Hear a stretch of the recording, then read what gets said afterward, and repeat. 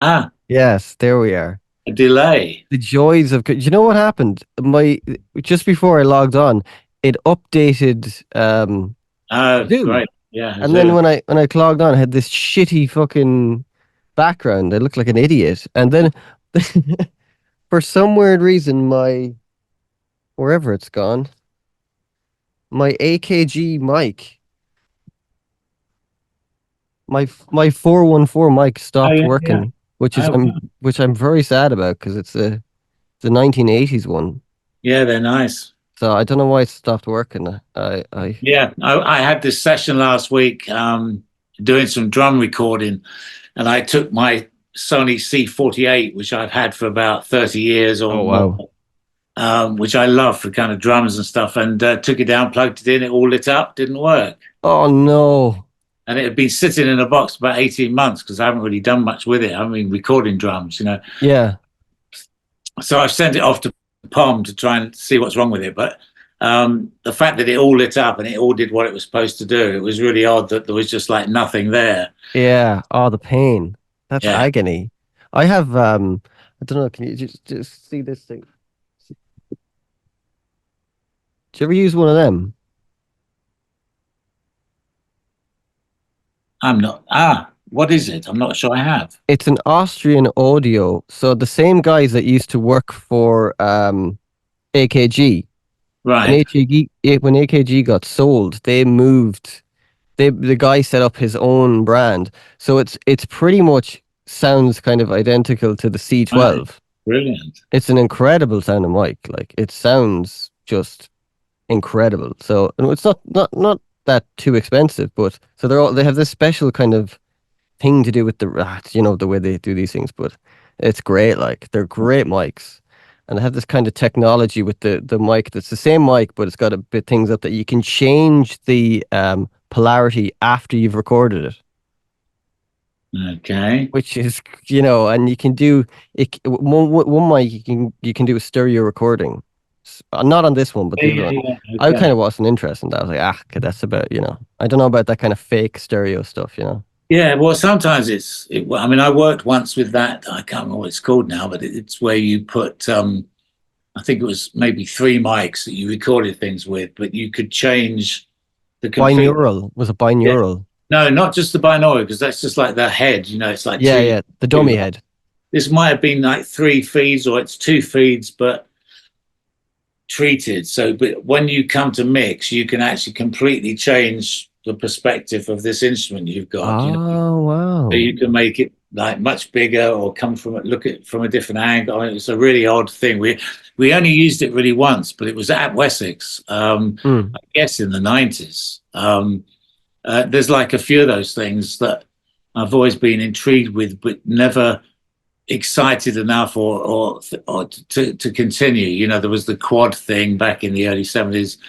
There was this amazing thing that Pink Floyd had. Um, I went out to that Astoria one day. I mean, this is about probably 7 years ago, and Phil put on this track. It was a Roger Waters thing, and you're sitting in front of two speakers. You're Yeah. looking at a stereo in a control room, and listening to this track, and suddenly Roger Waters appears like here. Wow. He just and this voice, what those kind of records are like, but this voice just appears here, and they were doing it all with things that were. It was a system where they played without a phase, and you could kind of move things out of the stereo. Oh, like immersive audio kind of, was it? Yeah, but it's again something that was really intriguing, but something that I've never, I guess, been enthused enough. I looked forward to that quad thing in the early 70s when we had these 360-degree pan pots on the Helios desks, Mm, and mm. it was set up for quad at Ireland. That was kind of exciting. It was like, wow, this is going to be great. And then nothing ever happened. We never did any recording in quad. So hey, but how you Yeah. doing anyway? I'm good. I'm good. How are you? All good, yeah? Yeah, all good. I Yeah. have your I have your wonderful book here. Look at this. Just a plug there Uh, now. There you go. 24, 24 edition. Yeah, man. It's class. Man, I loved reading it again. It was so long since I read it. As those kind of stuff. I was like, oh yeah, I can remember that. I can remember that. And then Yeah, you added the little bits and pieces into Yeah, some of there's the just endings. little, yeah, Yeah, it's I like little them. changes, but it was just to kind of update where I could, Mm. and things like the talk thing, where I found out 20 odd years later, you know, With the that it suing was thing. all a scam, so those kind of things. So it's just, and in fact, also the Zeppelin thing with when working with Robert Plant in like 2001 or whatever, and we got talking about the 70s days, the Zeppelin days, and my kind of frustration at trying to get work with Jimmy doing guitars, and it was Yeah. Robert explained then. Oh well, what he does is he just tries all these ideas out and he keeps bits and he throws, and then he goes away and he learns it all as a solo and then comes and performs it as a solo, But Yeah. and no one had ever explained anything at the time. It was just like, what is this? This is really what's going on. This isn't much fun, So it was Robert that then went, that's how he works. Yeah. That was so cool though, recording Stairway to Heaven. That's just mad. Like, It is absurd. I just got an email a couple of days ago. One of the engineers at Rack Studios has taken it on himself to see if he can recreate Stairway to Heaven. Um, okay. so he's analyzed the kind of gear they had, the guitars, the amps, the mics. Obviously, they don't have tape, Mm. which is a big part of Yeah. drum sound in a way. But they're going to try and do a kind of a modern, as close to the original as possible, and just see if they can do it. It's really hard. I mean, Arthur Brown, this track Fire that he had out in the '68 or The whatever. mad song. Um, yeah, The mad song. he never got any royalties from it Oh, because of the deals with managers, all the shit that used to go on in those days. yeah. So he never received a penny. So in about '99, I was working with him, and we were given a studio in Fulham where we could just kind of work, for free, basically. And it was SSL, and we went in and we tried to recreate Fire that was originally done on a 4-track machine Mm. and then bounced to another 4-track machine, and we're there with 24-track Pro Tools. Um, and it was just so hard to, Really? oh, yeah. I mean, oh man, we got like maybe 60, 70% there. It was so, in a way, and we had Yeah. all the tricks, and Arthur's got a great memory. He knew that there was a backwards bass drum in there and all the stuff that we knew. Yeah. But with those 4 tracks they had and that environment and the desk or the sounds of things, doing it to 4-track, turning things over backwards, copying it to something else, you get this different sound. And Yeah.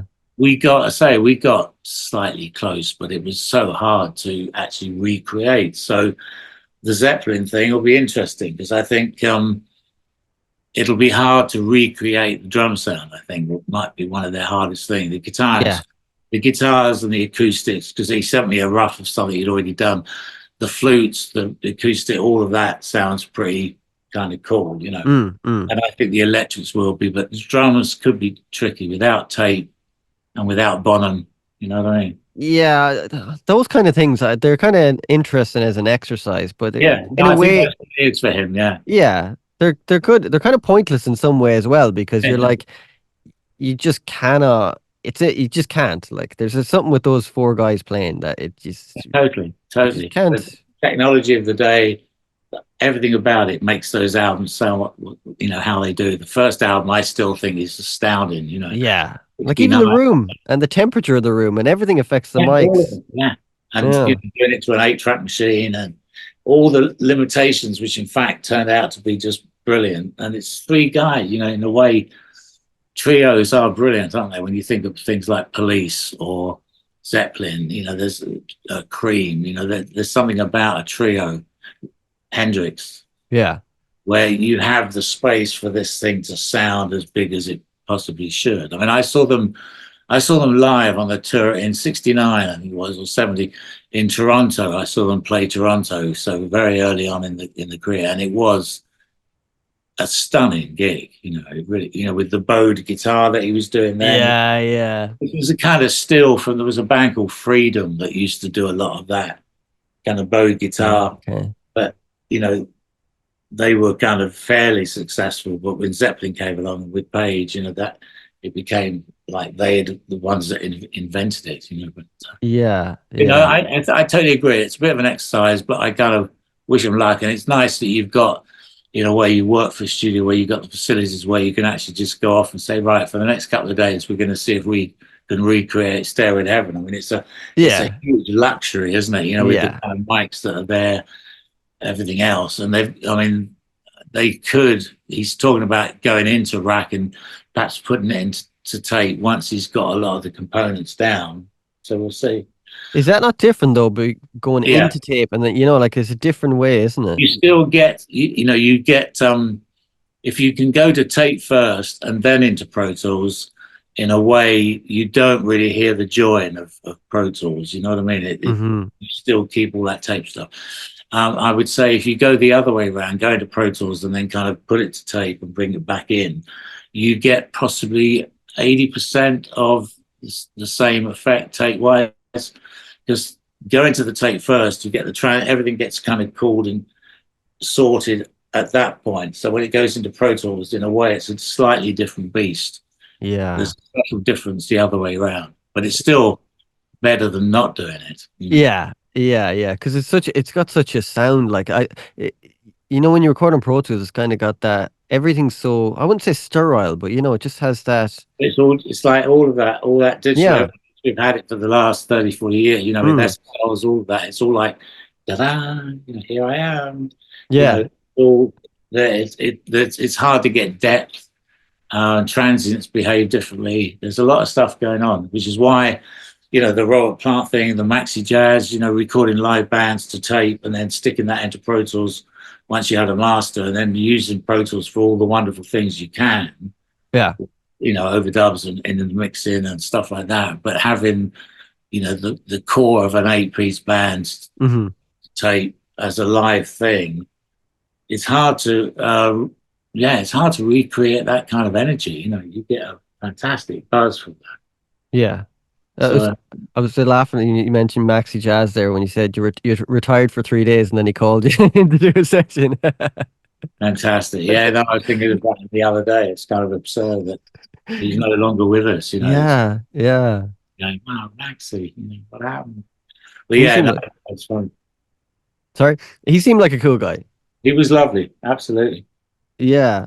Like, it's funny reading the book because I'd forgotten so many things from when I read it like, when did you put out the first edition? And basically, about 2011, 2010, I think. Okay, okay, Although it got going, 2011 was when the original came out. So okay, yeah. um, that's why in this one I did, you know, extended the last chapter to include that whole experience with Maxi because it was absolutely brilliant. I mean, we had great fun, but just being able to hang out with him Yeah. uh, for a couple of years the way that we did was just like, yeah, it was really because he's the kind of this Buddhist kind of calm, trippy poet. He Yeah. writes wonderful stuff. Um, and for me, I mean, he was kind of faithless, you know. Mm, mm. You know, we were sharing flats and you know making the album, living together like that, and it was intriguing, you know, to hear his take on you know some of the faithless stuff and just how he'd been treated within the business and it also because he's black, you know, I mean, they're like being arrested in South London for no apparent reason other than he drives a Jag, you know. Yeah.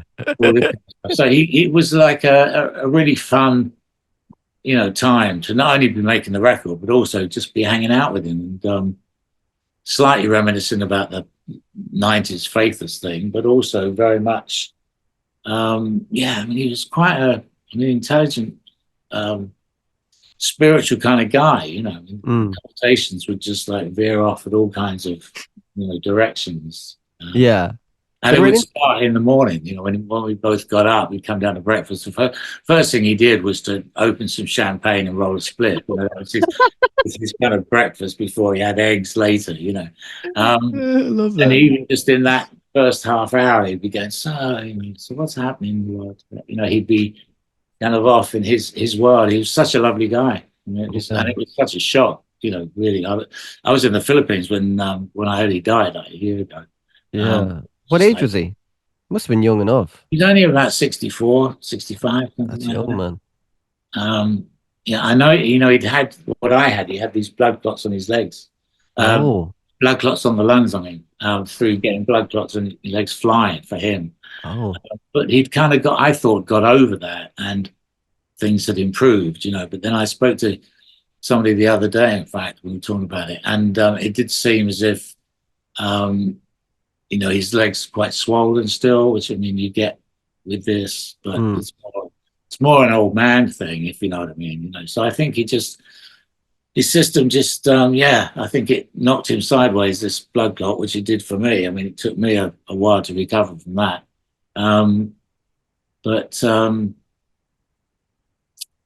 yeah, something just went horribly wrong. But they think Mm. it was another blood clot of some sort. It took Oh, him. that's shocking, man. Yeah, Jeez. It's weird, like a lot of famous people passing in the music world who are kind of like iconic, like Burt Bacharach and that kind of. You're like that last generation is yeah, slowly going, which is sad. yeah, No, it's sad. I actually was when I was reading the book, I had I'd never listened to John Martin. I know that's probably blasphemy or something like that. But I listened to that One World. Is it called One World? yeah. Yeah, One word. dude, that's a great record. Oh, It is, jeez. isn't it? Do you know what reminded me of the last song? And a lot of it was like it it reminded me of Talk Talk. Well, obviously vice versa because before Talk Talk, but it kind of had that like vibe. I was like, geez, that's very Talk Talk-esque. Did Yeah, they well, did that they last, like did they yeah, like that John last Martin? track, that small hours across the Yeah. lake. I mean, that definitely is in that world. But it's from '76 as opposed to '87. It was. I mean, John was. I mean, very underrated, remarkable guitarist, an amazing singer, really, because he could just go from one, this really dark kind of place and this voice to something quite beautiful. I mean, Mm, he was a very intriguing character. But I mean, yeah. making an album was great fun. It Um, sounded like it. A lot of opium. yeah, the opium, across the lake and just the freedom that we had. I mean, it's only later that you look back in hindsight and kind of go, wow, we had so much freedom to have a mobile at Chris Blackwell's place. Um, guy drops off a PA system, see if you need it. And Mm. my attitude was, look, we're doing folk, with John Martin, I won't need a PA system. Well, just see how you get on, pump it out over the lake and just how everything just organically, materialized. It was just, yeah, there was the opium thing and the buzz of being there in the summer and recording at 3, 4 in the morning. That's But class. it was a great, great record. But I mean, John was, yeah, I mean, intriguing character. Quite, I knew him for years. I mean, he lived very close to me in the next village. He was Uh-huh. tricky. He could be tricky. I mean, Yeah. you had multiple personalities. So it was just what you were going to find maybe on that particular day made a lot of difference whether he was drunk, sober, or on some other medication. But Yeah. most of the time, my relationship with him was very good. The vibe of the record, you can kind of almost hear it, like that kind of outdoor kind of, you know, not the witching hour kind of thing. It's got that kind of like sound of just like relaxing, if you know what I mean, like on some of the It is, tracks. yeah, and it's hard, on the actual One World track. Excuse me, the solo kind of electric guitar is the outside world, but it's just coming from some place. It's very hard to describe. It is quite unique because Mm.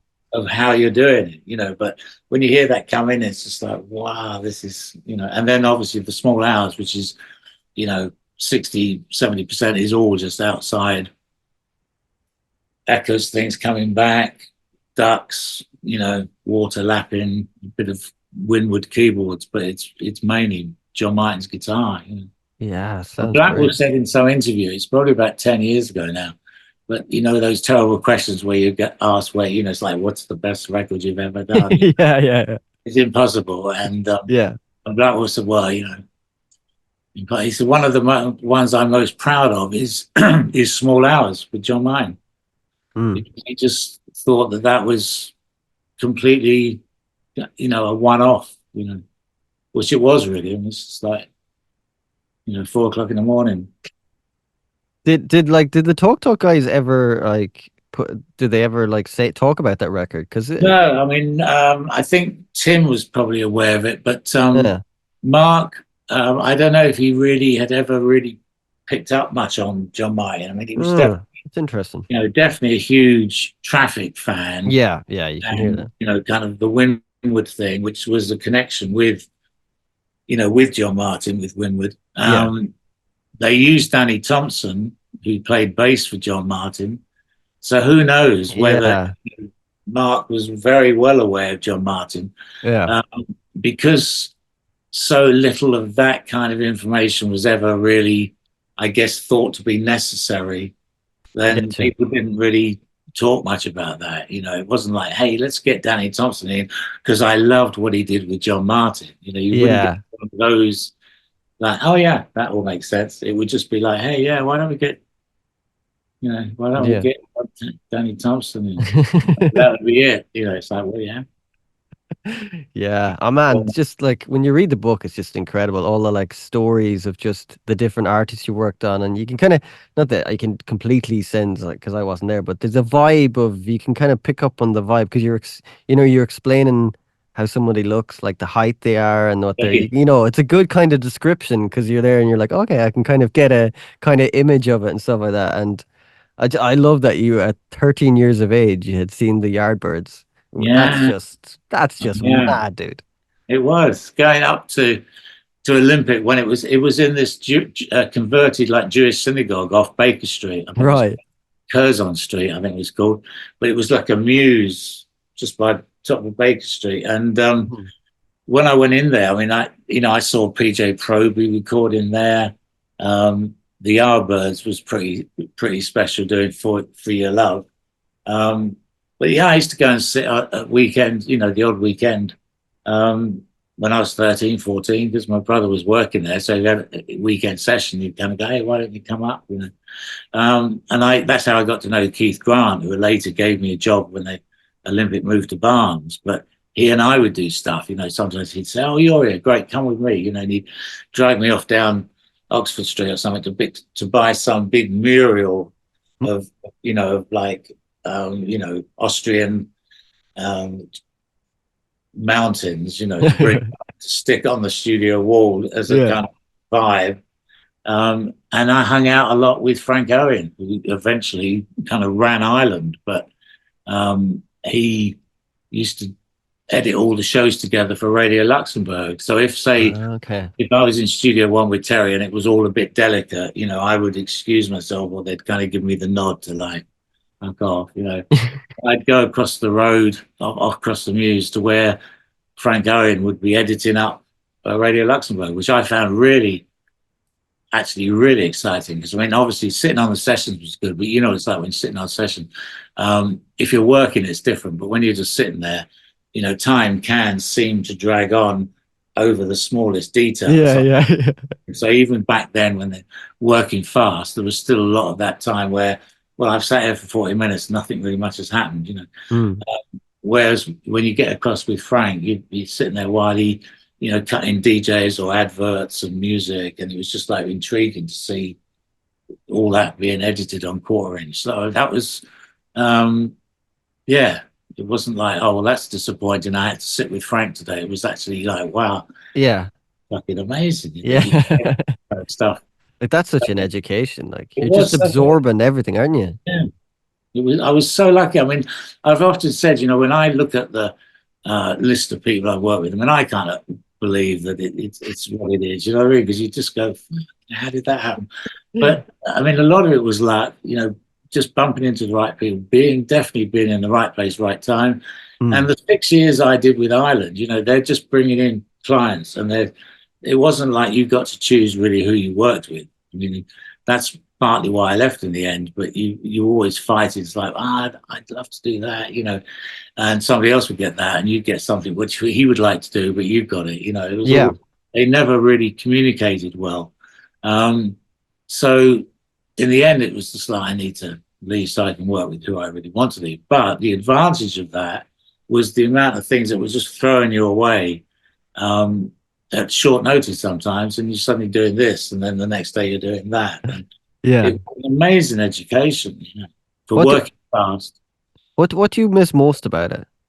About those kind of days? Is Oh, it the vibe or is it just yeah, it's hard to everything even say? about it's everything about that. Yeah. Those kind of 70s days of going in at 9 in the morning, setting up a room with the mics with your assistant, while the guys line up the tape machine, bands, people come in, coffee, you get some sounds together, you're up and Yeah. running by 2 in the afternoon. That whole thing of capturing, I missed that whole thing. It was the 70s was just a glorious decade for me personally, because partly because of the people I got to work with, but because of the freedom that we seemed to have. And I loved the equipment, the Helios, the Cadacs, Hmm. the APIs, the tape machines. That was my kind of very happy world. Yeah. And that continued right through really until the 80s, when everything changed really for me. I mean, I was used to working in lots of different studios by the mid and second half of the 70s, but suddenly in the 80s, every studio you went to pretty much was an SSL. Mm. And initially, I wasn't that keen because I was used to desks that had color, whether it was a Neve, Helios, Yeah. They're AI, sterile, aren't they? they had this color and depth, and suddenly you're on an SSL, which was like, so I wasn't like, oh wow, this is great. It was like, wow, this is a bit disappointing. So it took me a while to adjust to the SSL, adjust to that early 80s digital, which I didn't really like the sound of. Yeah. I was still very happy with the 24-track tape machine. Um, all the all the digital machines, drum machines, all the rest of it, the Lin drum and everything had its place, but Yeah. it wasn't my world. It took me probably a couple of years to actually get into the 80s. I mean, Mm. I was still floating from the 70s, Yeah. Yeah. into the 80s, and things changed really fast. But I wasn't that happy in the 80s. I mean, as I think I said to you before, I was about to leave in '86. Really, I'd had a kind of like, okay, good run, Yeah. had enough of this, and then through Tim Free Screen, it all carried on again. But yeah, '80s was a strange decade, I thought. I think it was a lot when you look at like a lot of musicians who were even 60 with the 60s and 70s musicians going into the 80s. Like Bowie did like some of the worst shit he's ever done in the 80s. I think some of them found it hard as well, like just kind of Well, adapting to that sound, like that shitty gated snare. I mean, yeah, just not my vibe, man. that non-linear, and you Yeah. had you had Duran Duran and ABC and that whole Mm. those big expensive videos where they're sailing down to Rio, and all the other kind of 100 grand videos plus 100 grand albums that were Yeah. being made. Um, I mean, I had King, which was relatively successful for a short period of time. That only survived 2 albums. I had the China Crisis album, with Walter Becker that did well. But I mean, that's like, and then Paul Roberts, the guy who was in Sniffing the Tears, we made a really nice album together. But 3 albums that you can highlight in kind of 6 years ain't. It's Yeah. certainly not like the '70s where you'd Yeah. be highlighting 4 or 5 albums in a year. Yeah. So that's all pretty odd. But I mean, the '90s for me, I loved the '90s. I thought the night because all that something in the '90s was freedom. There was such a fusion of different styles of music, different gear. It was all just open house, and I Mm. liked the '90s. I was lost for most of the '80s, really. Right. Tarantino has an interesting point. He says the 50s and the 80s were like politically correct for movies, and then the 70s and the 90s were very much similar. And you kind of musically, you can kind of almost see that too, you know. It was more aggressive as well in the 90s and not as polished as the 80s. And the Totally. I 50s, mean, the '70s as well. There's some amazing movies that were made in the '70s, oh God, yeah. and Like, music, obviously. But I mean, it was almost like this kind of incredible kind of decade. '80s, everything did get polished up, didn't it? I mean, you had all the uppers, you had the videos, the artificial sounding drum machines or brass. I mean, it was all a kind of the start of the artificial and yeah, digital world. But yeah. I mean, those sessions in the 80s got big. You'd have two 24-track tape machines running together. So it's 46 tracks of analog, which might be tied up with either a Mitsubishi Hmm. digital or an early Cubase type, MIDI setup for running Linn drums and things. But they were really involved kind of mixes. I didn't really enjoy it. Yeah. Drums across 12 tracks. You know, 8 tracks of keyboard brass. Oh It was God. they were huge, Yeah. and yeah, it just seemed slightly the start of it being slightly soulless. I mean, nothing like nothing like some of today's manufactured music. I mean, it still had a bit of a vibe going back. It may not be a vibe I particularly like, but it was like, yeah, it Yeah. sounds it sounds real, but like larger than life. Whereas now, stuff is just Oh yeah. vaguer. Well, even if you deconstructed some of the songs and took away the production as songs, they were actually quite good songs. Whereas now, like songs have like two notes, and you're like, Jesus, there's no like impetus to even kind of try a key change or a different bridge or like like Oh make yeah, some. There's no like yeah. whereas the 70s and even 60s and all that, like there was kind of people wanted to make art, like they Well, the wanted to writing. push it. I mean, '60s, especially '60s pop records. The kind of Phil Spector and Pet Carol, Sounds and but they were just such great songs. oh my They were God, yeah. just. And I think through the '70s, you had the same thing with people like Cat Stevens and Nick Drake, even Zeppelin. The rock things.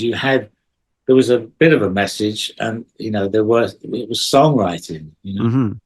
Um, I think this whole kind of manufactured, the pop thing's kind of taken over, but this kind of rather bland Yeah. thing, which sounds in a way sounds amazing for maybe 30 seconds, but Mm. when you really analyze it, it just feels so artificial, you know. Yeah. And they're so bright. The records are so Yeah, I bright. know. It's like, oh, We've just got dude, brighter and brighter over the last fatiguing. 20, 30 years. Yeah, I do You go find. back to that One World album with John Martin, the original album.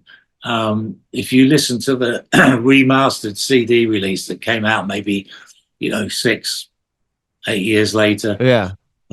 it's kind of brighter, and the bottom end, which was always a little wild with Yeah. this low subs, has been tightened slightly, and then when it was reissued in the double pack about 10 years ago or something, another mastering job, so it sounds even more just, so it's just got kind of brighter and brighter, which in a way doesn't harm it, but it was never really, meant to be quite like that. It was a lot more like me talking to you now, John playing a song, rather than it all being, highlighted. Yeah. A Yeah. bit more down home originally. Yeah. I think as I get older, I just don't like a lot of brightness. I don't know. My ears are sensitive too, so if something's too Yeah, bright, I'm like, ah man, like a de-esser you need on that. Like that's a yeah. lot of stuff. I'm like, geez, that shit needs a de-esser. So it's Most things are almost too bright. It's just where we've gone with, partly because of digital. I mean, although analog goes higher frequency wise, it's that whole 16K, 12K stuff that's been hyped, and when people listen on MP3s, it all changes again. You lose a lot of stuff. do you think that's because you were like recording everything to like 15 ips and stuff like that? So you're kind of cutting off that super 15, high. yeah, I mean, 15 was great for the Yeah. bottom. It's better bass response. So, most of the rock stuff done in the '70s and reggae stuff was all done at 15 IPS. Um, the 30 IPS was more certainly used for classical music, and slowly crept in the '80s, where people Right. started to go to 30 IPS to get more of that American sound. It's all a bit more 12K and a bit more open. But English rock and roll was 15 IPS NAB. I mean, and I loved 15 IPS, I must admit. But a lot, I used to bring home the Revox, I'd bring home 15 IPS master copies of stuff, so it was a great way to listen. Yeah, yeah. I Uh, listened to that Murray Head record you did the first one. What's the name of that one? Jeez, I'm Nigel. terrible. Yes, yes, yes. It's quite interesting the whole starts of it. I was like, there's kind of a There's a bit of a silence at the start, is it? There's like just There's kind of silence, and then he's walking along yes, yeah, the platform on a train, or yeah, grabbing to a train station and stuff. yeah. That was cool when you went out and recorded all the Foley sounds and stuff like that. Yeah, again, that was probably the first Interesting. time I'd ever recorded outdoors. It was Murray Head that turned me onto a lot of things about, and I was pretty young. It's like only 72, I think, but it was just that thing of recording outdoors, capturing people, capturing sounds and things, Yeah, like spur of the moment, not really planned. He was the first one that got me into that. I mean, we refined it slightly. I did vocals outdoors with Robert Palmer a lot, mm. and with Paul Kossoff doing amps outdoors and stuff, and valleys and sawmills in the hills. Um, and then obviously John Martin, it's all slightly taking this original idea and just seeing how far you can go with it, But it was Murray that turned me onto all of that, really, recording in churches, Yeah. mobiles. It was down to him. Didn't you do a you recorded in some underground pass, a Yeah, sax? we recorded Yeah, underneath Centre Point. Yeah, that's Tottenham class. Court Road. Yeah, I mean, I'd like to see doing that today, but Yeah. 2, 3, 4 in the morning with mics, down the tunnel and a very good saxophonist, Mm, basically busking, in the in that's the in the, brilliant. in the underground. But no, I mean, it's an intriguing album. I mean, it stayed with me for 50 years. It was one of those albums we had such fun making, and we thought we were on an amazing winner. Mm, Just the whole cover, everything about it was so well put together. And we kind of thought, right, this is going to be great, And then it kind of just died to death. And Murray, he joked when we were making it, it was either kind of 3 years too late, so we didn't catch the kind of '69 psychedelia thing, or yeah. kind of 5 years too early. Yeah. Yeah. But it definitely didn't do well. I mean, it did better when it was re-released, 5 years ago, whenever it was. It got a lot more coverage then. But it has begun to kind of become accepted, and is a kind of really credible album. Yeah. It's just, yeah, for whatever reason, it didn't happen at the time. But I still, yeah, I loved it at the time. I mean, I promoted it a lot myself. I played it. I used to give cassettes to people I work with all the time. Yeah.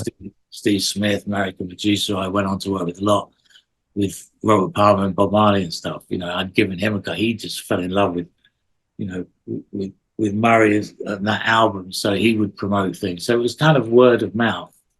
But for Murray, it was a massive failure. So Yeah. he kind of changed his style a bit. He went.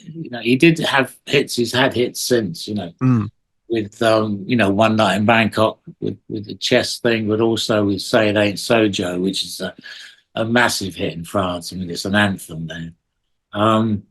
But yeah, I mean, there's some great playing on that original album, and I really like some of the sounds, the yeah. perspective of how things are. Yeah. It might be really clear and quite loud, and it's just different, and there's some great players on it.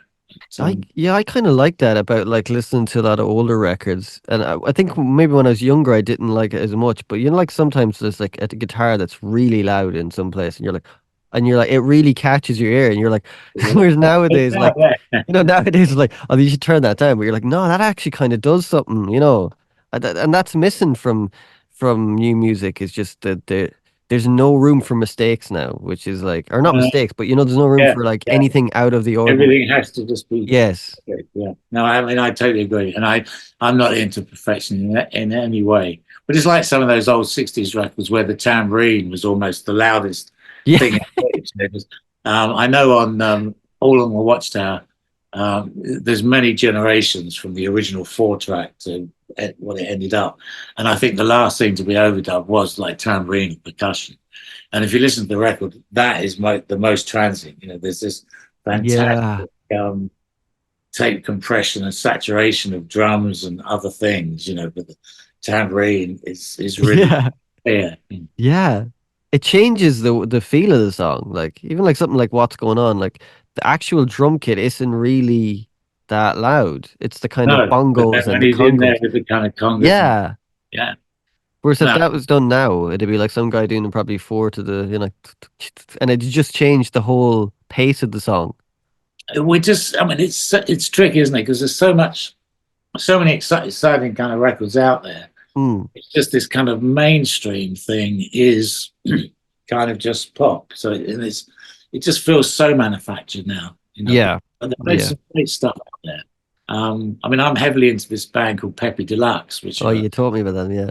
Norwegian guys, I think. But you know, they make things that are very, I mean, it's very high tech in what they're actually doing, but the thing just leaps out the speakers at you. I mean, this is clever sounding stuff, you know, great arrangements, and just takes you on this whole journey. You know, one minute you think you're, oh yeah, right, so it's that kind of thing, and then it's, um, so I mean, there are things out there that are really intriguing, Mm. but the mainstream that everyone seems to talk about on online and stuff, it all just seems like, oh, yeah, it's all Yeah, just it's just one song could lead into another, and I wouldn't know it. Like sometimes I'll put the Spotify thing on and go, I'll check what's in the charts. I'm like, oh man, like it's just so. I sound like an old man, I really do. But I mean, like, there's come on, there's a certain truth to it. It's like same with movies. I think everything's just been homogenized down to yeah. this, like, Well, everything's kind of been done in some ways, you know, as well. yeah, It's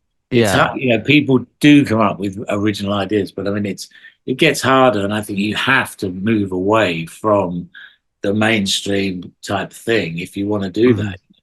Then it frees you up to do all kinds of interesting shit.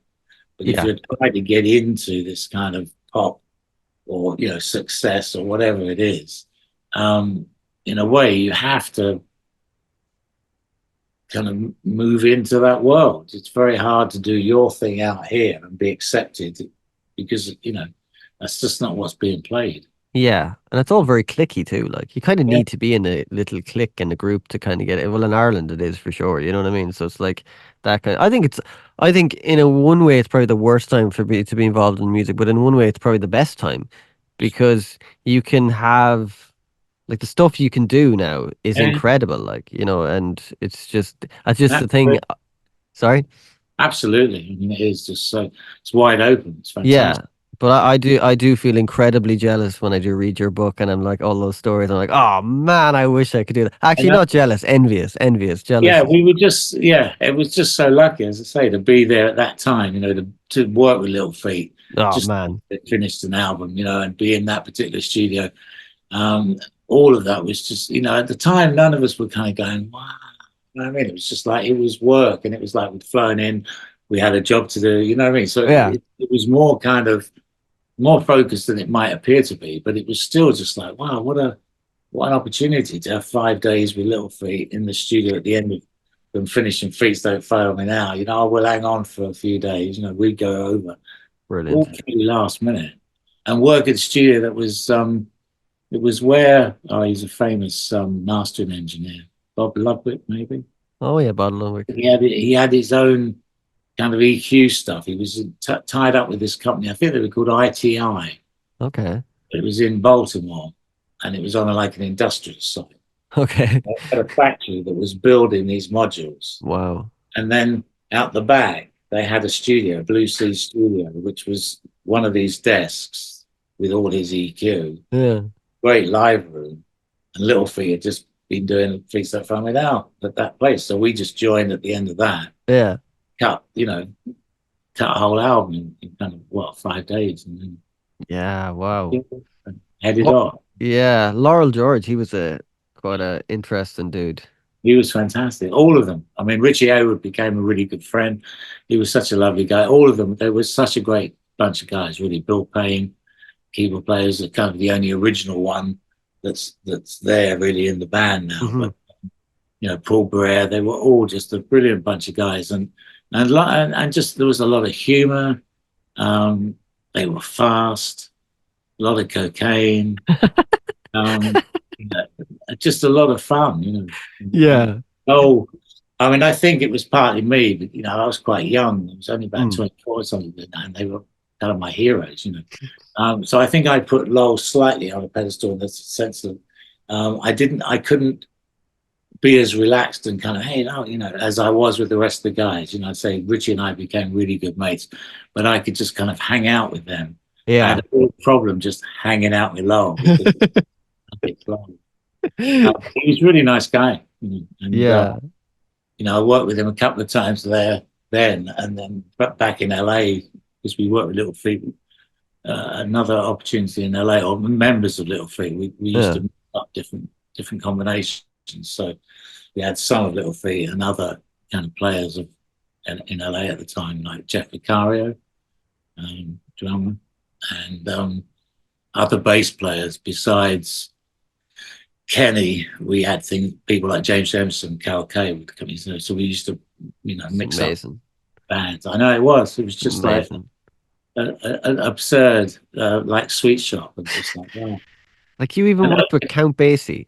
Like that is just like, No. come on, man. It's like when you know, because I'd forgotten a lot about the book 'cause it was so long ago, and I'm like, oh my God, like Count Basie, Zeppelin, Floyd, Talk Talk, Dido. I was like, Jesus Christ, man. Robert Palmer. It's like it's amazing. Like, I mean, there must be some you even forget about. You're like, oh my God, I worked Oh with yeah, no, him. totally. It is, but I mean, the Count Basie thing was again just like pure chance, really. We had the studio in Toronto, which we hadn't had long open. It was Mm, open. mm. It was early days, and they came and played a gig in town, in Toronto, while on this kind of tour, and basically they just kind of said, hey, so we want to, we'd like to come down to the studio and do a bit of playing tomorrow. So after the gig, the next day they turn up and we set up, and there they all are, the full fucking band with about, 10 or more brass players. Just this huge Wow. big section. No screens. The room was incredibly dead. We built this room that was really dead. Mm. So you could kind of have a drummer over in the corner there, and the brass here, and the piano was there, and you got leakage, but it wasn't like out of control. It wasn't like you're in an auditorium. It was dead.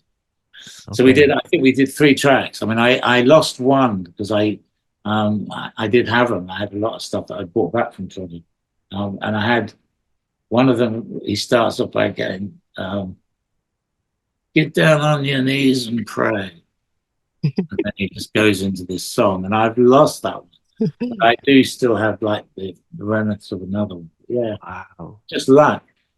I mean, What was it? What was it like though after like sessions like that, and you like have to go home to sleep? Like, because like in the book, you're like you're not getting much sleep. I mean, it's no, like true. it's just how were you not like wrecked all the time? And you had to be on a high after kind of.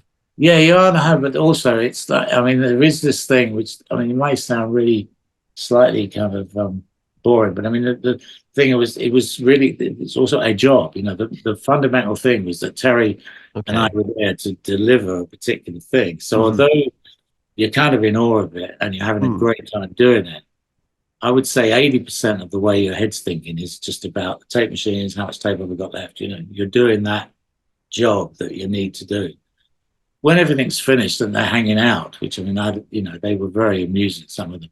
Yeah. I mean, there was a thing at the beginning when because we set up and we only used about 3 mics on the drums or something. And that era is like 16 and 17. And I was getting things set up so that Terry could do it. I was just making sure all the mics were working. And I said to the drummer, "Oh, can you just go around the kit?" Which to you and I makes total sense. Just go around the kit. Yeah. So the old black dude gets up and goes, "Okay," and just walks around his kit, and then sits down. Was that okay? You know. So there was this whole humor and wisecracking right from the start, and it was just brilliant. So I think Wow. once it was finished Mm. and hanging out with them a bit, it's just like, wow, what a great day. But then, Yeah. as you say, that's that you go back. If you try to wind down because tomorrow's a whole other thing happening. When I was doing those kind of 100-hour weeks at Ireland, I mean, it was just sleep, work, sleep, work. Yeah. It Yeah. It was seemed just like that. insane. It was for all the guys that were working there. We would sometimes live there. People would sleep under the desk. It was just mad. But there was this amazing passion and enthusiasm to do that as well. We were all there kind of going, yeah. Yeah. I work all night. It's Like what fine. a job though. Like what Fine. it like just when you think about it, like as a job, like you get to do that every day. Yeah. It's just incredible, man. Like just I say not really knowing who you're going to get. So when you yeah. say, got the Bowie thing, then you get like the Harry Nilsson thing, then you're Jeff Beck, and it's just like, then it's something quite bizarre like Rock Follies or jingles with Susie Quattro, singles with Susie Quattro, or the Sweet. So there was this such barrage of stuff. Some of it obviously had a ball and love. Some of it was just things. Yeah. But it was all happening so fast. I mean, in a day, when we were doing things like Sweet, Mad, Susie Quattro, or whatever, we'd start at 10, which meant that me and the assistant would be at the 9 o'clock, set up the room for drums, bass, two guitars, guide vocal. 10 o'clock session would start, backing track goes down. Between 2 and 5, the vocals and everything would be done. Between 7 and 10, you mix. Yeah. And we would go away at the end of a day with the finished record. And we did a lot of those kind of things. So when you're on those kind of things, you just got into that, definitely that way of life. It's like, if you ever worked on jingles, like, No, no. sure, I mean, I never did, thankfully, too many of them. But when I was training at Olympic, you'd sometimes have it went from little bands, but sometimes you'd have a 30-piece orchestra in there or something, Right. and they'd be playing a kind of a 1 minute advert, a Yeah. 30-second advert, a 15-second version, and a 7-second version. Wow. And they do that. You try mixing a 7-second Oh, anything, you know what I mean? So I kind of learnt on those kind of sessions the speed that everyone worked at, how important it was to keep a real good track of exactly what was going on and which version was what. yeah. Hundreds of. We did do Summer Island, not a lot, but I did do some of those kind of jingles. Even Rollo and I did some jingles. We did jingles for Kellogg's and Vodafone and things like that. Brilliant. Um, but they're always, that's another world, when that day starts, so this is not going to be your normal music world. You're Yeah. into something that is, I mean, the visuals can be much more important than the music. Uh-huh. You are in a music studio trying to record it. You know what I mean? They're all about the visuals. So Yeah. very odd Yeah. characters and conversations go on. But I did do a few at one point. Yeah, well, it had to be kind of difficult because you're kind of like working all the time and you've got a family and everything. So it must be like juggling everything. It had to be quite difficult. It was, but I guess I was a bad juggler in a sense. I mean, I kind of, I think, work definitely won. I mean, that was, for many years, it was the most important thing, I think. Which is not politically correct today to say those kind of things. And I guess, Fuck political correctness. but back in that era, I mean, yeah, I was passionate about it. I mean, I just wanted to do it. My brother is the same. We were talking when he was here last, but we both worked for free because we wanted to do something, and the guy had no money, but we really wanted to do it. So we've both done that, But back then, yeah, it was a severe passion, and just most important thing in my life. Yeah, that's Everything else, crazy to have your two brothers and you're both like I love Rush. I fucking love Rush. And your brother did the Rush record. Like, oh my God, man. Like that's like what are the chances the two of you are like I know, it's crazy. it is, it really is. And Would you talk a lot about different records that you both liked and like would you listen to his records and yeah, well, that was the advantage for me having him 3 years older than me was brilliant. So from when I was maybe 10, 11, mm. he was, bringing music in, and I was hearing Okay. stuff before I probably would have, because he was going, hey, check out this new Beatles thing, or check out this Dusty Springfield was a big thing of his. So yeah, there was his kind of input as well as my kind of 11-year-old interest in pop music, I guess you'd Yeah, call yeah. all of that. But it was huge advantage. Same as when you know, he got a job. My father worked for JWT, which was an advertising company, and when my brother left school with A levels or at least O levels, whatever things were, he got a job in the post room at JWT. So he was going to be like my father in a way. we were going to it would work his way up through the Okay. company. That was kind of what was destined for us. Yeah. And he was there a good 6 months, but then one day he had to, being in the post room, he had to deliver a tape or a package to Olympic Studios in Carlton Street. So he, goes off over there as a runner to deliver this, and suddenly, steps in and sees like the start of a recording studio, as it were, Yeah. and kind of went, "Oh, this is interesting." That's cool. So the fact that he saw that and then managed to blag a job there meant that at 13, 14, I was now going up and sitting on those kind of sessions. And Yeah. so he's always been an influence, when we were both at Olympic, because he was at Olympic when they moved to Barnes, he was kind of a house engineer, but almost already freelance, if you know what I mean. Right. I was a tape up there. He would do a lot of sessions there. He did a lot of sessions with Traffic. He'd done like the Who, and he worked some Hendrix stuff. So he was often at Olympic, but he was busy building or sorting out Morgan Studios, which was in Willesden. So he wasn't there as much, but we did work together on stuff. But it was just, having somebody who was in the same business as you, who was 3 years in a way ahead of you, or at least 2 years as far as experience was concerned, 3 years. And then when we went out and built the Canada thing, I mean, that was, again, another really good, both of us there, hand building a kind of studio. Yeah. With builders, but, and building the first 16-track studio in Canada, that was a big event at the time. He was a big hero out there. He was often on the radio and stuff because, Toronto, we all thought Toronto was going to be a massive music capital. Like LA, kind of. Well, we thought London, New York, LA, Toronto. We really believed it back then. There's some amazing talent up there. And when Terry arrived, because of his background of what he'd done in kind of, in England with records and stuff, he was, already considered like, well, here's a top London, producer engineer. So he was on the radio. I think when Abbey Road came out, I think it was Abbey Road, he was on the radio discussing the tracks. They were playing them, and he would then discuss what he thought about it. It was all that, because it was so new. Yeah. The records. Then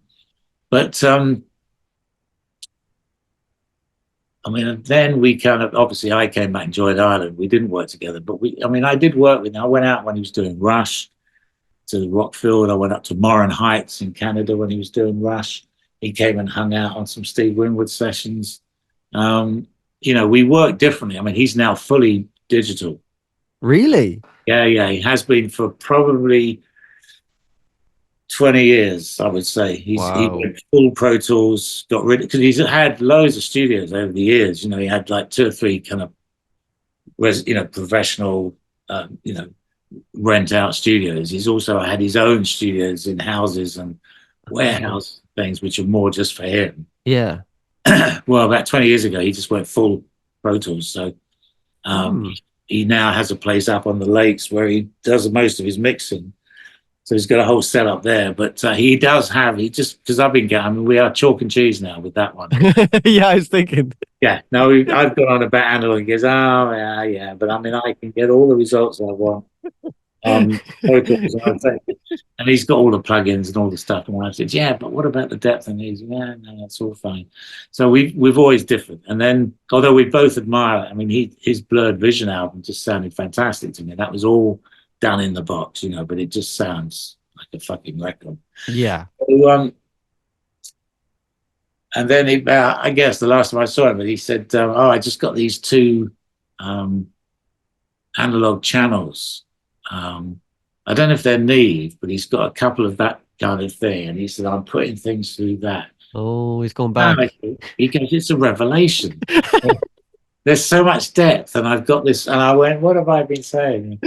we definitely differ on that, but he makes great sounding records. But yeah, no, he's done some big albums as well. Yeah, man. Besides, Rush. we had about 6 platinum albums with Rush, but he did do other, a few other things as well. What was it like seeing Rush when you were in the studio? That must have been just great. Yeah, Rockfield. It was pretty cool. I mean, I remember because it was in the days without sat navs and mobile phones and things, and just finding Rockfield for I think probably the first time. Yeah. Early 70s was pretty tough. You know what I mean? You get to Rockfield itself, and it's like, where's this? Driving around all these lanes, and just seeing the setup. He had I mean, he does have a massive drum kit. That's the thing. Yeah, I've seen it. Drum kit is huge. But there must have been, I mean, I want to say 18 mics. I've got a feeling there were about 18 mics, but let's say at least there were definitely 12. I think it was 18. Wow. And he had this incredible, sound, just definition and everything else. So watching them there with the guitar, they were very much like Queen, really, drums in this Yeah. back area of Rockfield, and then the main room for the guitar, and then the bass in a kind of booth. So, I was blown away with that. And then about, I guess, 2 weeks later, he'd finished there and he came to London before flying home. And I was in Basing Street with Andy Newmark, Willie Weeks, and Steve Winwood doing the Winwood album. Yeah. He just had that kind of 4 or 5 mics on the drum. Yeah. Smaller kit, but also just like not heavily mic'd. Less phase. Less phase. Yeah, less phase. I remember him turning up and just kind of standing by the door for a while. He goes, wow, drums sound really good. We both appreciated each other's work, but from completely different, viewpoints, as it were. That's cool. What did he think of Spirit of Eden? Yeah, no, I mean, he loves it. I mean, it's something we don't really talk. It's tricky in this house. We don't really talk about talk much in this house. Don't mention talk. Well, yeah, don't mention talk. Almost with my wife, so we don't really. It's not brought up as a subject. Obviously, a lot of people all the time are bringing it up, and so I'm often having discussions which Sally suddenly becomes aware. Oh yeah, right. It's about talk again. My brother, yeah, he loves Spirit of Eden. I don't know what his feelings are about laughing stuff. We never really discussed that much. But he was, yeah, I think he was impressed by just the depth of Spirit of Eden and just the whole, approach to it, really. It's, very kind of different. And because I look up to him because of who he's worked with, and also he's older and he gave, a lot of breaks, but also he has done a huge amount of stuff. And he kind of said to me, a couple of years ago, he kind of went, yeah, but when the amount of artists you've worked with, mate, it's just insane. Yeah, it's crazy, man. There's no way it is. I mean, it's just, I work my ass off, but it's a lot of luck. And I have been, I guess, a lot of it happened in the first 20, 30 years of my life, I suppose, or, studio life. But I've been doing it for 55 years or something. But it is a huge amount. Yeah, it's just, it's crazy, man. Like, it's so amazing. Like did you before you put out the revised version, did you read through the book again? Yeah. And were you like going, oh, wow, I totally forgot that. Oh, actually. Yeah, there's certain things. Yeah, and also, I could have, in a way, I could have tweaked it more, but there was a kind of limit to how much it should change in a way. But yeah, when you're reading that stuff, it definitely brings it home about just, the amount of hours that we did, or how you finished one project that maybe gone on for, say, 6 weeks. That was the kind of average. But say you've done a 6-week stint, made a whole album, mixed it, and you finish at kind of 4 o'clock in the morning, on a Tuesday morning at 4 o'clock. Yeah. And at 10 o'clock or 2 o'clock, you're starting a whole other project. Yeah. With a whole new bunch of people. It was insane. And it brought that home, just like how insane it was. Yeah. But it was kind of fun. Yeah. There was no real health and safety then, there was people didn't really kind of go, well, you do realize that, not eating for 15 hours is probably not a good thing, or whatever, It was just, we all just kind of loved it. Yeah. I don't know, how did you ever get this, but I remember like when I was a kid, there was this, we had like, it was like a chippery kind of place, but at the back they had all like arcade machines. So I spent my, as a little kid going in there. But it had a distinctive smell. This fucking place had a smell. And I remember one day, like, because it closed down obviously a few years after I was a kid, and I was walking through Dublin, and I smelt this exact as well. And it instantly, like, I was, holy shit, it was like I got transported back in time in that exact moment. Did you ever have that, like, with studios that, like, there has a smell, and then you're somewhere, you're like, oh my God, that's the fucking same thing? Yeah, they I mean, I think they definitely do. I mean, Wessex had a presence. There was a vibe about Wessex that was very. Yeah, I mean, even if you hadn't been there for quite a while, you walk back in and you just immediately kind of, oh, yeah, Yeah. I remember you, Wessex. Yeah. And I guess because I mean, Ireland always for me, I suppose, but that's when you're 6 years of working for a particular, in a particular building and living there a lot as well, or living just around the corner and things like that. Mm. I think that place had a smell or a presence as well. Yeah, Yeah. it's Yeah. hard to, it's hard in a way to find them. I mean, there are a couple of well, there's this new studio that's opened up in Brighton, Salvation Studios in Port Slade, which is a serious studio. It's like 6 million quid investment, and the Wow. guy's done an absolutely beautiful job. Wow. But when you walk into the control room, there's a smell in the air of kind of electrical stuff, and it's lovely. You walk in and go, yeah, you can smell the valves and all the kind of stuff there. That's a lovely studio though. That's yeah. I mean, he's spent probably 5, 6, 7 years building it, um, Yeah. but they've done a really first class job. But, Yeah. I hate those studios. I see some of them online. They're like, they looks like something out of fucking Star Trek. Do you ever see those things? yeah, I yeah, couldn't be in one of them. I just like, yeah. it's just weird. Too, I don't know. Do you think studios should be too comfortable? Like they're too comfortable. Well, no, not at all. I also think that's why I like those kind of wraparound desks of Helios. But the desk should also be something that you can kind of operate two of you quite easily, if you know what I mean. Yeah. When you've got 80 channels now in a straight line, you know, it's a tool for recording. Pretty useless when it comes to mixing if you do use all 80 channels because you're Yeah. up outside of stereo pictures and all kinds of stuff.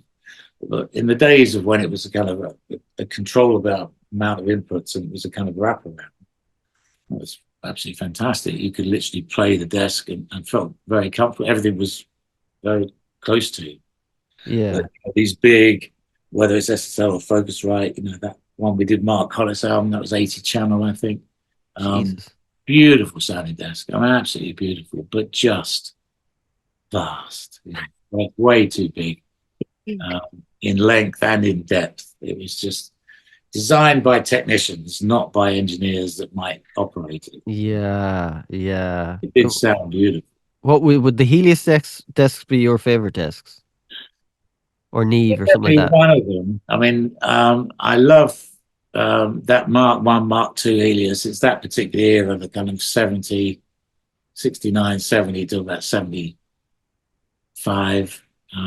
Those desks, they're in the Island Mobile, Stones Mobile, Roundport, the Who's Place. They're all those models. Alvin Lee, um, Chris Difford, Heliocentric. Just a great desk. I love that desk. So that would be one of my favorites. I also like the Trident TSM, big old Trident, Okay. early 70s era, because they've got a particular, they have a sound, and Right. some great records been made on those, but they have a sound and a vibe and an attitude. So those two are two of my favorites. I like Kadak, although, I'm not quite as, I never had as enough experience on them to be as blown away by Kadak as a lot of people. I mean, the Kadak in Toronto was the second Kadak desk to Okay. be shipped out. So, I mean, I obviously worked on Kadak, but Helios more, Trident more. I like API, the old API, and I like old Neves, but old Neves being 70s Neves. Okay. Yeah. Yeah. Yeah. Do you find SSLs are a bit kind of sharp? Like the EQ Yeah, is a bit they're sharp. okay. You know, I've grown to accept them. You know, Yeah. I like the G series. I was never a massive fan of the E series, but I like the G. But yeah, you've got to be a little careful with the EQ because it's kind of it does what it says it's going to do. If you know what I mean, I and guess, yeah. it's very aggressive. Whereas I guess because of the Helios, the Trident, the EQ is a lot gentler and warmer. Yeah, yeah, yeah. Even when you're putting 10K on the Helios, it kind of smooths it all somehow. It's not, you know, the Yeah, SSL. yeah. Say if you went 10K to 12K, as you know, it's like, yep, that's 12K. You know, very, you know, it does what it says. It took me a while to get used to them. And I don't dislike them. You know what I mean? I just grown used to them. I mean, I hated them in 1980. Yeah. I kind of started accepting them by about 85. Um, the one we used with TalkTalk, we just used as a monitor desk. We never actually recorded anything through it. So that was a bonus in a way because it was just like flat EQ and it's a monitor desk, you know, rather than anything else. And we used old Neves and stuff from mic amps. Um, so yeah, I've become just acceptable. I haven't really had much experience on the newer ones and the bigger ones. Hmm. Um, so I don't know how I'd get on with that, but I did like there was a spin-off, the SSL, and it had a particular kind of name, and the channels all doubled up. So Oh. if you had 24 channels, and you could adjust the kind of EQs that you had on it. So Oh, it was nice. made by SSL, but it was a kind of compact SSL Oh, with cool. switchable things with EQ, and you could overdrive the channel. You know, I wish I could remember what it was called. It was a good little unit. So Nice. they sounded good, and they were probably more like, you know, half the cost of a big SSL. Um, but you could, I think a 24 channel gave you 48 tracks. I think that was the way it worked.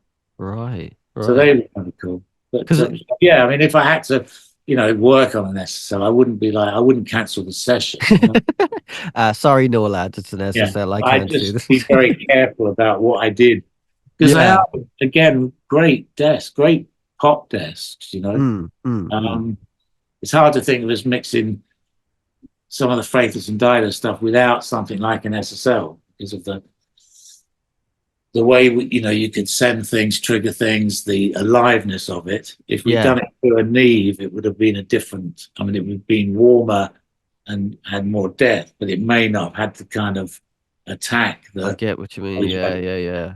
Yeah. That's what I find with like plugins, people go, oh no, plugins sound the same as outboard. I'm like, bullshit. I have like I have like a lunchbox next to me, those API Yeah, yeah, lunchboxes. And I have these I have like this kind of tape unit, which is an Elysia, and then I have these two EQs which are uh they're made by API, but they're made by like a they're called JDK EQs, but they were called Arsenal EQs, and they had to they had to change the name because JVC owned Arsenal, like I don't know what some fucking thing. So they changed it to JDK, but they're modeled on the 70s API special edition of the API EQs. But you can like literally now the only thing is they're not stepped, which is they're not stepped yeah, EQ. yeah. But the only thing is like you could put like 6 dB of 60 hertz or 6 dB at 10K, and it sounds bright, but it doesn't have that Yeah.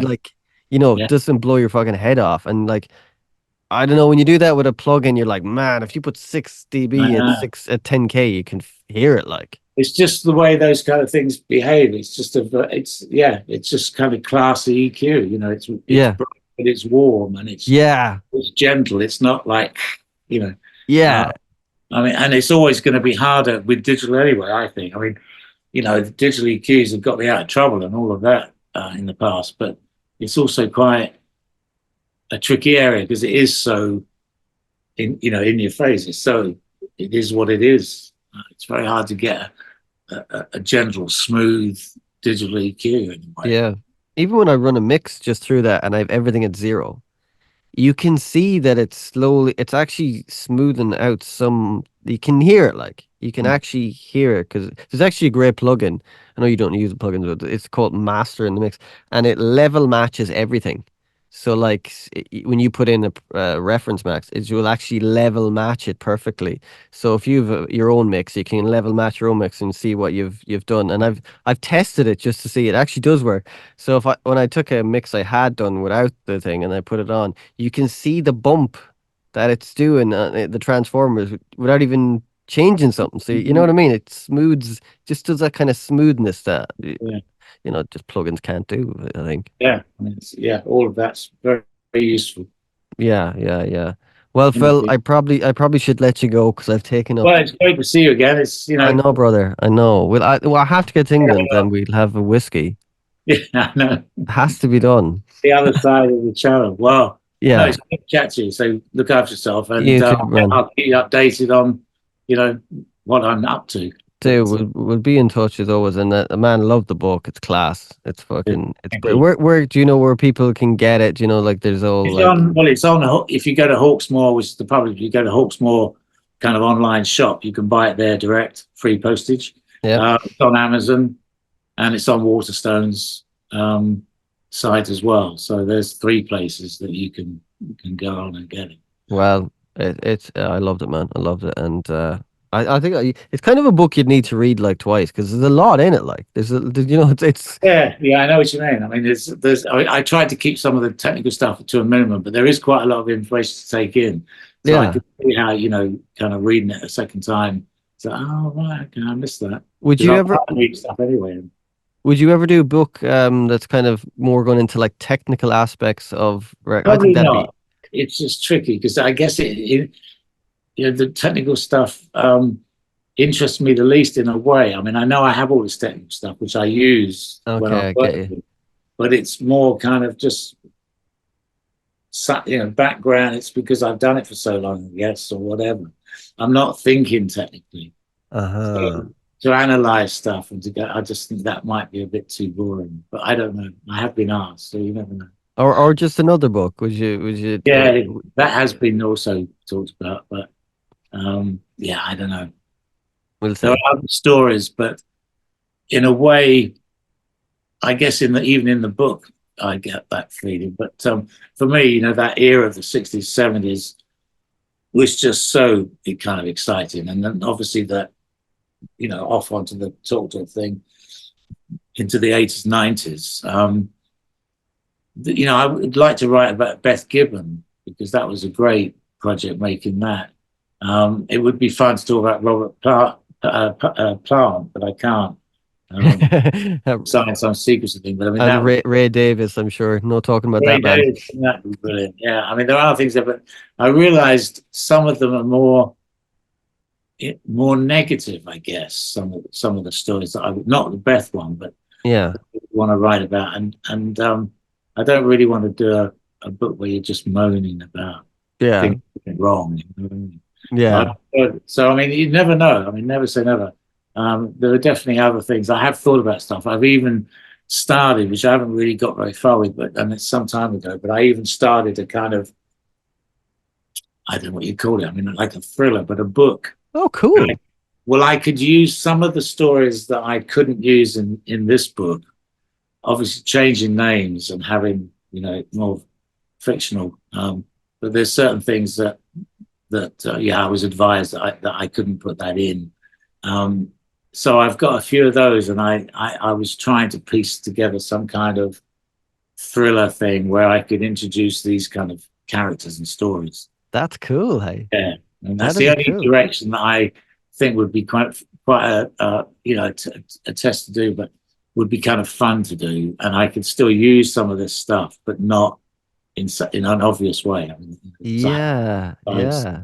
Yeah. it's a great mad stuff that went on.